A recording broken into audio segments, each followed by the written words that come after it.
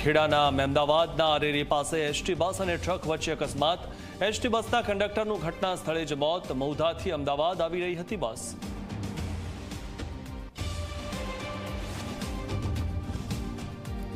દેવભૂમિ દ્વારકામાં સતત ચોથા દિવસે ગેરકાયદે દબાણો પર ફર્યું દાદાનું બુલડોઝર।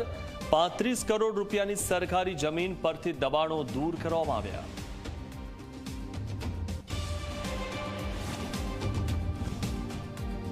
કેન્દ્રીય ગૃહ અને સહકાર મંત્રી અમિત શાહે અમદાવાદમાં ભાજપના કાર્યકરો સાથે ઉજવી ઉત્તરાયણ, તો ગૃહ રાજ્યમંત્રી હર્ષ સંઘવીએ સુરતમાં પરિવાર અને મિત્રો સાથે મનાવ્યો તહેવાર।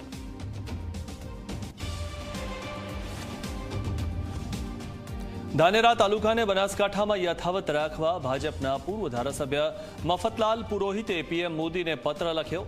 ધાનેરા હિતરક્ષક સમિતિએ પતંગ પર પોતાની રજૂઆત લખીને પતંગ ઉડાવ્યા।